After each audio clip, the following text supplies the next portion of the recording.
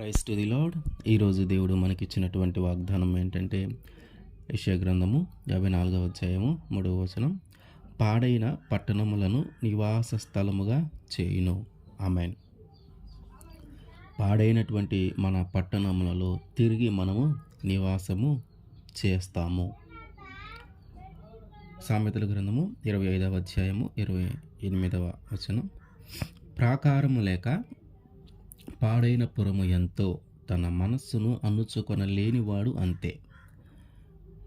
ఒక పట్టణము చుట్టూ ప్రహరీ లేకపోతే ఎట్లాగైతే ఆ పట్టణము పాడైపోతుందో, అట్లాగే మన మనస్సును కానీ మనము అణుచుకోలేకపోతే మనము కూడా ఆ పాడైన పట్టణంలాగా మారిపోతామంట. మన మనస్సుని మనము అణుచుకోలేనప్పుడు, మన యొక్క కోరికలను, మన యొక్క ఆశలను మనము అణుచుకోలేనప్పుడు ఆ పాడైన పట్టణము వలె మనము కూడా మారిపోతాము. అయితే అసలు ఆ పట్టణము లేదా మనము లేదా మన మనస్సు ఎందుకు పాడైపోతుంది? పాపము అనేది ఎక్కువగా చేయటం, మోసమైన, దొంగతనమైన, వ్యభిచారమైన, అబద్ధాలైన, ఇట్లా అనేక రకమైన చెడ్డ కార్యాలు అన్నీ కూడా విపరీతంగా చేయటం. ఇది మనం చేస్తూ ఉంది తప్పు, మనం ఈ పని చేయకూడదు అని గ్రహించలేకపోవటం. మనం చేస్తున్నది పాపము, మనము దీన్ని చేస్తే దేవుడు మనల్ని శిక్షిస్తాడు అనే విషయము గ్రహించలేకపోవటం.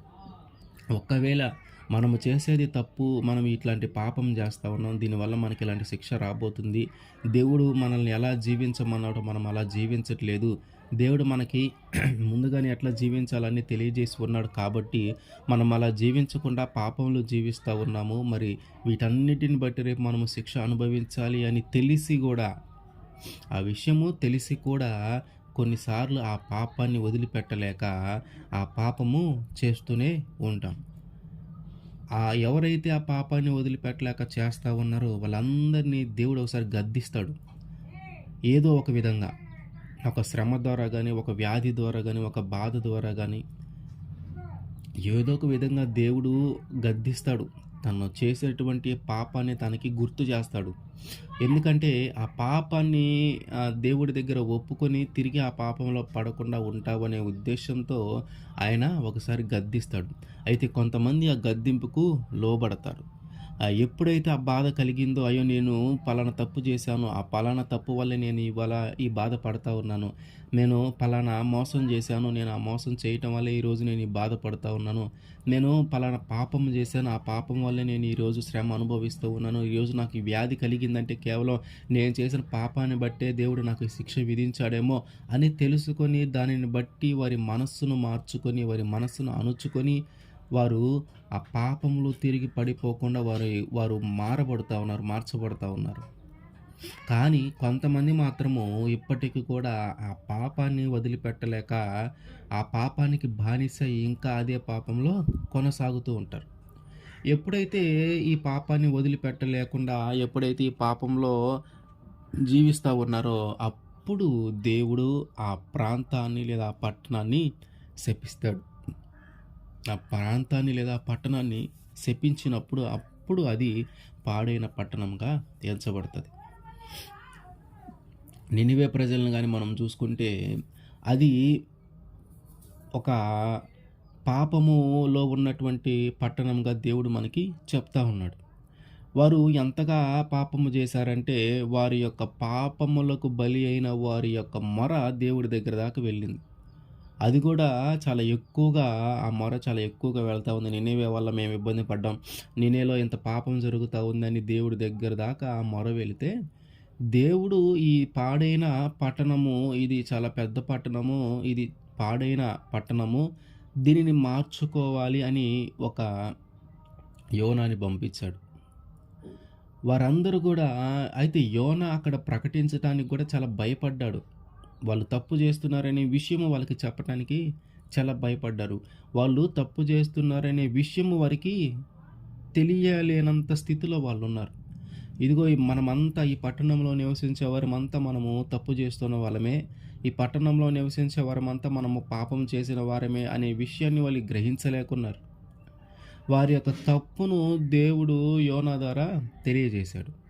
ఎప్పుడైతే యోనా ద్వారా తెలియజేశాడో వాళ్ళందరూ కూడా వాళ్ళ తప్పులను అంగీకరించి వారందరూ కూడా పశ్చాత్తాపడి దేవుని దగ్గర వారి పాపాలని ఒప్పుకొని తిరిగి ఆ పాపంలో పడిపోకుండా ఉండటాన్ని బట్టి ఆ పట్టణము పాడైన పాపములో ఉన్నటువంటి ఆ పట్టణంలో తిరిగి ఆ ప్రజలు నివసించే పట్టణముగా దేవుడు చేశాడు.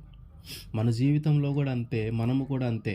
మనము ఏదైనా ఒక పాపములో పడిపోయి కొట్టమిట్టాడుతూ ఉన్నా, మనము ఏదైనా ఒక పాపము చేస్తూ ఉంటే ఆ పాపాన్ని మనం గ్రహించలేకున్నా, ఇది తప్పు అని మనము గ్రహించలేనంత స్థితిలో మనము ఉన్నామంటే దేవుడు కొన్నిసార్లు మనకి తెలియజేస్తాడు. కొన్నిసార్లు ప్రవక్తల ద్వారా తెలియజేస్తాడు. కొన్నిసార్లు దైవజనుల ద్వారా తెలియజేస్తాడు. కొన్నిసార్లు శ్రమల ద్వారా, బాధల ద్వారా, వ్యాధుల ద్వారా కూడా తెలియజేస్తాడు. అయితే ఎప్పుడైతే నీ దాకా గద్దింపు వచ్చిందో ఆ గద్దింపుకు లోబడాల.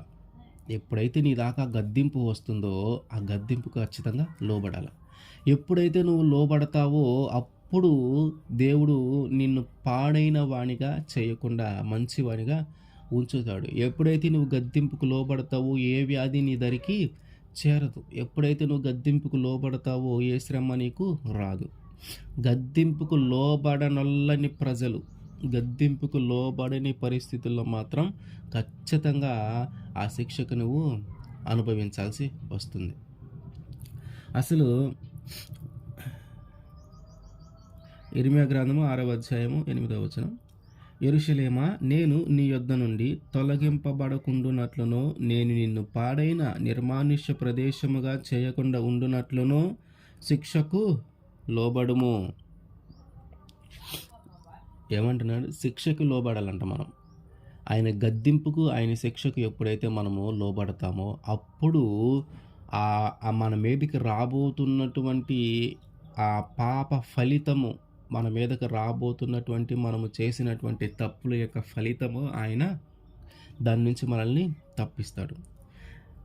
ఆయన శిక్షకి, ఆయన గద్దింపుకి మనము లోబడాల. జనులు వేసే శిక్షకి మనం ఇష్టపడకుండా, జనుల చేతిలో మనము బలవ్వకుండా ఆయనకి కానీ మనం అప్పగించుకుంటే, మనము చేసిన పాపాలను బట్టి, మనము చేసిన తప్పులను బట్టి జనుల చేతిలో మనము శిక్ష అనుభవించుట కంటే కూడా ఆయన చేతిలో మనము శిక్ష అనుభవించటం మంచిది. ఆయన చేతిలో శిక్ష అనుభవించటమే మనకి మంచిది. ఎందుకంటే జనులు ఒక తప్పు చేసినప్పుడు వారు నిన్ను ఏదో ఒక విధంగా బాగా హింసించి బాగా కొట్టాలని, అసలు నిన్నే భూమి మీద లేకుండా చేయాలని అంత ఆలోచన చేస్తారు. కానీ దేవుడు మాత్రం అలా చేయడు.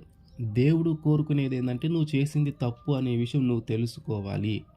నువ్వు చేసింది తప్పు అనే విషయం నువ్వు తెలుసుకొని దాని గురించి పశ్చాత్తాపడి ఆ పాపాన్ని దేవుడి దగ్గర ఒప్పుకొని తిరిగి ఆ పాపంలో పడిపోకుండా ఉండటం కావాలి. కానీ ఆయన ఆ తప్పును బట్టి నీ మరణాన్ని కోరడు. ఆయన ఆ తప్పును బట్టి నిన్ను చాలా సంవత్సరాలు నిన్ను ఏడిపించడు. ఆ తప్పును బట్టి నిన్ను మరణానికి అప్పగించడు. కానీ జనులైతే ఆ తప్పును బట్టి నిన్ను మరణానికి అప్పగిస్తారు. జనుల చేతిలోని శిక్ష అనుభవించాలనుకుంటే ఆ తప్పును బట్టి వాళ్ళు నీకు మరణదండన విధించవచ్చు. కానీ దేవుని చేతిలో నువ్వు చేసిన తప్పుకి శిక్షను అనుభవించాలంటే ఆయన మాత్రం నీ మరణాన్ని కోరుకోడు. ఆయన మాత్రం నీ మారు మనస్సును కోరుకుంటాడు. ఆయన నీ మారు మనస్సును కోరుకుంటాడు కానీ నీ మరణాన్ని కోరుకోడు. అందుకనే మనము చేసినటువంటి తప్పుకి, మనం చేసినటువంటి పాపానికి, మనం చేసినటువంటి చెడ్డ క్రియలన్నిటికీ మనము ఏదైనా శిక్ష అనుభవించాల్సి వస్తే అది మనుష్యుల చేతిలో అనుభవించకుండా, ఈ లోకం చేతిలో అనుభవించకుండా మనము మన దేవుని చేతిలో శిక్షను అనుభవించటానికి మనము ఇష్టపడాలి. అదే మనకి మంచిది, అదే మనకు ఉపయోగకరమైనది. అట్లాగే ఈ పాడైన పట్టణములో ఏం జరుగుతుంది?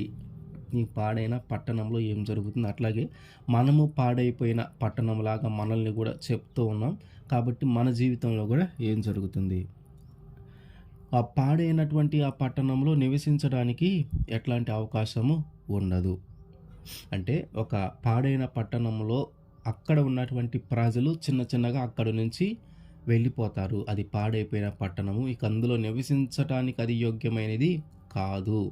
అందులో నివసించటము ఎట్లాంటి ఉపయోగము లేదు. మనకి కావలసినటువంటి అన్ని అవసరాలు అది తీర్చలేదు అనే ఉద్దేశము ఉంది. ఆ పాడైన పట్టణంలో మనము నివసించడానికి యోగ్యమైనది కాదు. అట్లాగే మన మనస్సు కూడా పాడై ఉంటే, మన మనస్సు కూడా మనం అణుచుకోలేక మన కోరికలను, మన తలంపులను, మన ఆశలను, ఈ లోక సంబంధమైన అనేక రకములైన ఆశలను మనము అణుచుకోలేనప్పుడు దేవుడు కూడా మన హృదయంలో నివసించలేడు. పాడైన పట్టణంలో ఎలాగైతే మనుషులు నివసించటానికి వీలు లేకుండా ఉందో, పాడైనటువంటి నీ మనస్సులో కూడా దేవుడు నివసించటానికి వీలు లేదు. దేవుడు నివసించటానికి యోగ్యమైన ప్రదేశము నీ మనస్సు కాదు. పాడైన పట్టణంలో ప్రజలు నివసించడానికి ఇష్టపడరు. పాడైన పట్టణంలో ప్రజలు నివసించటానికి అది యోగ్యమైనది కాదు. అట్లాగే పాడైన మన మనస్సులో దేవుడు నివసించలేడు. దేవుడు నివసించటానికి యోగ్యమైన ప్రదేశము మన మనస్సు కాదు. ఆ పాడైన పట్టణంలో ఎవరు నివసించరు కాబట్టి అందులో ఎలాంటి అభివృద్ధి జరగదు. ఆ పాడైన పట్టణములో ఎలాంటి మనుషులు నివసించలేరు కాబట్టి ఎట్లాంటి అభివృద్ధి జరగదు. అది ఎట్లా ఉందో అంతకంటే హీనమైన పరిస్థితుల్లోకి వెళ్తుంది కానీ అంతకంటే మంచిగా ఉన్నతమైన పరిస్థితులకు ఆ పట్టణము వెళ్ళదు. అట్లాగే మన జీవితంలో కూడా మనం కానీ మన మనస్సు కానీ పాడై ఉంటే మన యొక్క స్థితిగతులు ఇప్పుడు ఉన్న స్థితిగతుల కంటే హీనమైన స్థితిగతుల్లోకి మనము వెళ్ళిపోతాం. మన జీవితంలో కూడా ఏమీ అభివృద్ధి జరగదు. ఎప్పుడైతే నీ మనస్సును నువ్వు అణుచుకోలేవో, ఎప్పుడైతే నీ మనసు పాడైపోయిందో, ఎప్పుడైతే నువ్వు చేసే పనుల వల్ల నువ్వు పాడైపోయి ఉన్నావో, నువ్వు పవిత్రత కోల్పోయి ఉన్నావో, మన జీవితంలో కూడా అభివృద్ధి అనేది జరగదు. ఇప్పుడు ఉన్న పరిస్థితి కంటే కూడా హీనమైన పరిస్థితులకు మనం వెళ్ళిపోతాం. ఎప్పుడు మన మనస్సును మనము అణుచుకోలేనప్పుడు, మన మనస్సుతో మనము పాడైపోయినప్పుడు మనము ఇప్పుడు ఉన్న స్థితి కంటే కూడా హీనమైన స్థితిలోకి వెళ్తాము. మన జీవితంలో అభివృద్ధి అనేది జరగదు. ఉన్నతమైన స్థితిలోకి మనము వెళ్ళిపోలేము. ఉన్నతమైన స్థితిలోకి దేవుడు మనల్ని తీసుకొని వెళ్ళటానికి ఆయన మన హృదయంలో నివాసము చేయలేకపోతా ఉన్నాడు. ఎందుకంటే నీ మనస్సు పాడైపోయింది. మన దేవుడు మనకి తోడుగా ఉంటే మనము ఉన్నతమైన ప్రదేశంలో నివసించగలం. మన దేవుడు మన హృదయంలో ఉంటే మనము ఏ తప్పు చేయకుండా జాగ్రత్త పడతాం. మన హృదయంలో మన దేవుడు ఉంటే ఆయన ఎల్లప్పుడూ మనకి కాపుదల ఉంచుతాడు. మన హృదయంలో మన దేవుడు ఉంటే మన జీవితంలో మంచి అభివృద్ధి జరుగుతుంది. కానీ మన హృదయంలో దేవుడు లేడు. ఆయన నివసించటానికి యోగ్యమైన ప్రదేశముగా మన హృదయాన్ని మనము మార్చాల. ఆయన నివసించడానికి యోగ్యమైన ప్రదేశముగా నీ మనస్సును నువ్వు సిద్ధపరిచి ఉంచాల. కాబట్టి ఆయన నివసించట్లా. ఆయన నివసించట్లేదు కాబట్టి నీ హృదయము, నీ మనస్సును బట్టి నువ్వు పాడైపోయి నీ యొక్క అభివృద్ధిని నీ అంతట నువ్వే తగ్గించుకుంటూ ఉన్నావు. నీ జీవితంలో అభివృద్ధి అనేది జరగదు ఎప్పుడంటే నీ మనస్సును నువ్వు అణుచుకోలేనప్పుడు. ఎవరైనా ఆ పట్టణంలో క్రొత్త వారు రావటానికి చాలా ఇంట్రెస్ట్ అనేది చూపించరు. అది పాడైపోయిన పట్టణము. ఆ పట్టణం నివాస యోగ్యమైనది కాదు కాబట్టి ఇంక ఎవరు అక్కడ నివసించే వారే బయటికి వెళ్ళిపోతారు. ఇది పాడైపోయిన పట్టణము, ఇది మనము నివసించటానికి యోగ్యమైనది కాదు కాబట్టి ఇక్కడ మనం నివసించలేము అని అక్కడున్న వాళ్ళే బయటకు వస్తూ ఉంటారు. కాబట్టి కొత్త వారు ఎవరు కూడా లోపలికి వెళ్ళటానికి అవకాశము లేదు. అట్లాగే దేవుడు మన మనస్సు పాడైపోయింది అనే విషయం ఆయనకి తెలుసు కాబట్టి ప్రవక్తల ద్వారా, దైవజనుల ద్వారా, సంఘ కాపరుల ద్వారా మన హృదయంలోనికి వాక్యాన్ని పంపించడానికి ఆయన ఎంతగానో ప్రయత్నం చేస్తూ ఉంటాడు. కొన్నిసార్లు ఆయనే మనతో మాట్లాడాలని ప్రయత్నం చేస్తాడు. కొత్త విషయాలు క్రొత్తగా మనతో ఉండాలని, సరే పాపం చేస్తే చేసావు, ఇప్పటి నుంచైనా మార్చుకుంటావేమో, ఇంకొక అవకాశం ఇద్దామని, క్రొత్తగా నీతో నిబంధన చేసుకుందామని, క్రొత్తగా నీకు క్రొత్త మనసును నీకు ఇద్దామని నీకు ఆయన ఎంతగా ప్రయత్నం చేస్తా ఉన్నా అది మాత్రము జరగట్లేదు. ఎందుకంటే నువ్వు ఆ పాడైపోయిన మనసును మాత్రం మార్చుకోవటానికి ఇష్టపడట్లా. క్రొత్త మనస్సును దేవుడు నీకు ఇవ్వాలని ప్రయత్నం చేస్తూ ఉన్నాడు. క్రొత్త జీవితాన్ని దేవుడు నీకు ఇవ్వాలని ప్రయత్నం చేస్తూ ఉన్నాడు. కొత్త పరిస్థితులను, మంచి పరిస్థితులను, ఉన్నతమైన పరిస్థితులను నీకు ఇవ్వాలని ఆయన ప్రయత్నం చేస్తూ ఉన్నాడు. కానీ మనము మాత్రము దానికి అంగీకరించట్ల. మన మనస్సు ఆ పాపములో నుండి బయటికి రావట్ల. మనము పాడైపోయిన స్థితిలోనే ఉంటున్నాము. కానీ క్రొత్త మనస్సును దయచేసుకోవటానికి, క్రొత్త మనస్సును పొందుకోవటానికి మాత్రము మనము ఎదురు చూడట్లేదు, మనము ఆశపడట్లేదు.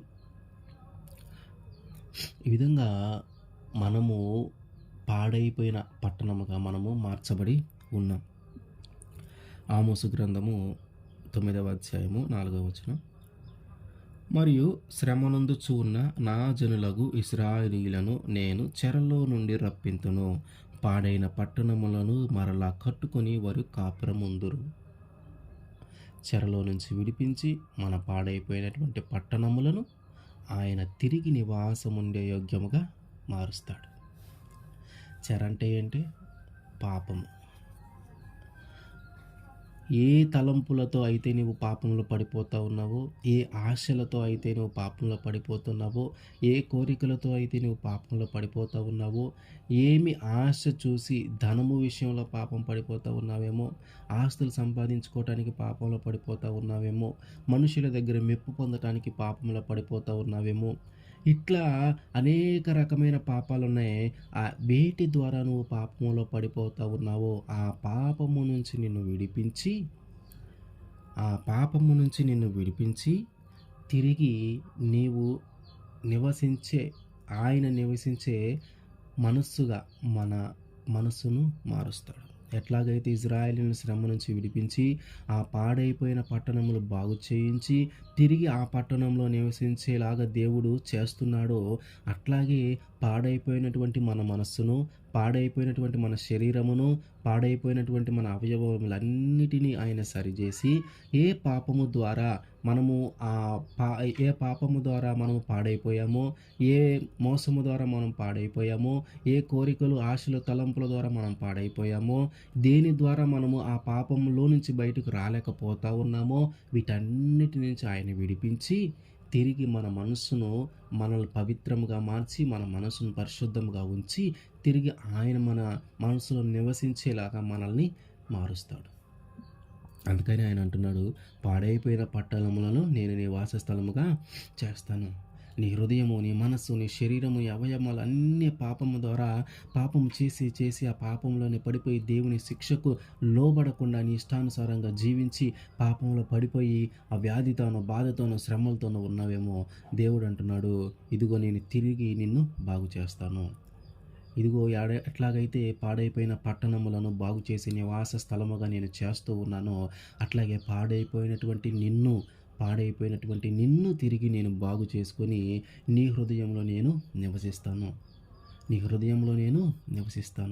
హృదయము నిన్నటి వరకు ఎలా ఉందంటే, నేను నివసించటానికి వీలు లేని విధంగా, నేను నివసించటానికి ఆమోదయోగ్యమైనది కాకుండా, నేను నివసించటానికి యోగ్యమైనది కాకుండా నీ హృదయము పాడైపోయి ఉంది. నీ శరీరము పాడైపోయి ఉంది. నీవు మొత్తము పాడైపోయి ఉన్నావు. పాపంతో నింపబడి పాడైపోయి ఉన్నావు. ఇదిగో ఇప్పుడైతే వాటన్నిటి నుంచి నేను నిన్ను విడిపిస్తాను. వాటన్నిటి నుంచి నేను నిన్ను విడిపించి ఆ పాపంలో తిరిగి నువ్వు పడిపోకుండా నిన్ను పవిత్రపరిచి, పరిశుద్ధపరిచి నీలో నేను నివసించేలాగా నీ మనసును నేను మారుస్తాను. నేను నివసించడానికి యోగ్యమైన మనస్సుగా నేను నీ మనసును మారుస్తాను. నిన్ను పాడైన పట్టణముగా కాకుండా నీవు మంచిగా నివసించే ప్రదేశముగా నేను నిన్ను మారుస్తానని ఆయన మనకి వాగ్దానం చేస్తూ ఉన్నాడు.